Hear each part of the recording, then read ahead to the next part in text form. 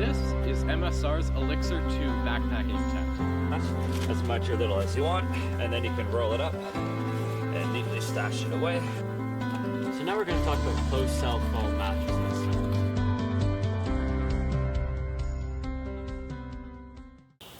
This is Nemo's Galaxi 2P tent. This is a competitively priced tent, and it's targeted towards backpackers. Does it stand up? Let's find out. So here's a look at the body of the tent now, as well as the pole structure.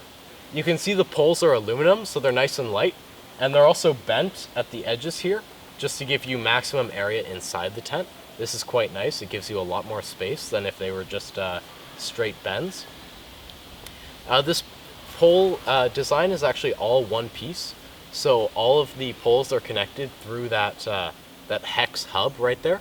We've got a crisscross design with a spreader pole, which is fairly standard for a backpacking tent like this. Another thing that we like about this is the amount of mesh. It's pretty much all mesh and then just the bathtub floor here. This keeps it nice and light and also breathable. So it's not going to hold in heat, but we much prefer the breathability for the summertime over the little extra heat in the spring and in the fall. Moving on to the door, this is probably one of our biggest complaints about this tent, because it's sort of two segments of zipper, and they're just single zippers here, and they kind of come to an awkward point. Generally, we just see a curved zipper on most tent models, which is a lot easier to work around, and it's a lot faster. But again, this isn't impossible, so it's not a deal breaker, but we'd like to see just a single curved zipper there. Now, the attachment when you roll this back is actually kind of interesting. This is what Nemo is calling a mag tie, and it's sort of two magnets right here with a bit of a flap. So you just take this magnet, bring it all the way around, and snap it to the other side, and it holds in place. It holds in place fairly well, and it's easy to attach and detach. See, it's pretty easy, just a one-hand sort of thing. It snaps back in place. Again, it's not the lightest of solutions, but it's definitely very convenient. So there's some good and bad on the door, but overall, still pretty nice. So looking inside the tent now, there are actually quite a few features that we'd like to point out. The first is this pocket right here, which is actually present on the other side here. There are two doors to this tent, of course, which is good to see. This tent is great for stowing things like bear spray or toilet paper for just getting out in the middle of the night. We also have another stash pocket here, and then there's one on the other side as well that you probably can't see. But these are good for storing a little bit extra gear. And then finally, for the pockets, there are two light diffusing pockets up here. So we like to put our headlamps in here and shine them downwards, so that gives us a nice area effect of the lighting. These two pockets are fairly close together, so using them both at once probably isn't necessary, but you know, it is still there.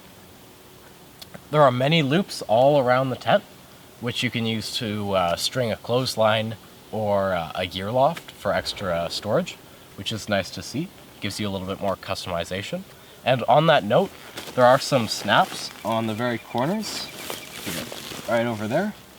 And these are for attaching Nemo's accessories that you can purchase separately, such as their victory blanket, which actually gives a nice sort of added layer of warmth to the bottom of the tent. So there's quite a bit of customization for this tent, and quite a few interior features that we really appreciate. So this is a look at the fly now. This is a full coverage fly, which we actually didn't see on some other Nemo backpacking tents.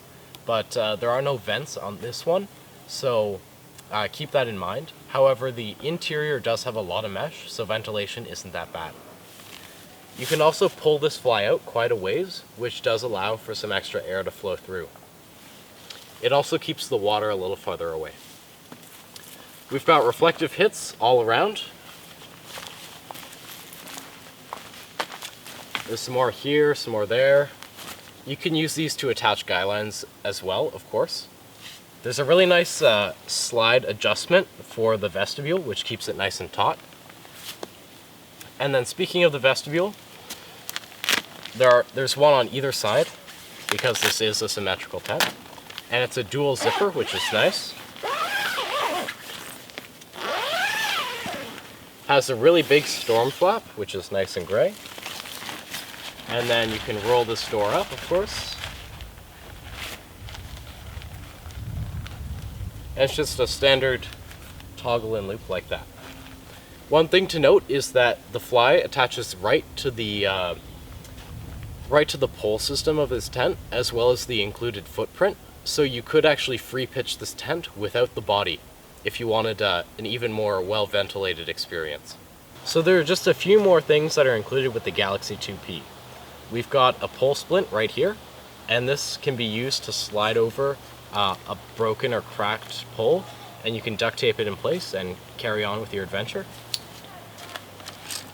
We've also got some really nice unbendable aluminum tent pegs with a little bit of reflective guy line on them. These are actually really nice, and we don't think you'd need to pick up any extra pegs for this tent. Also in this bag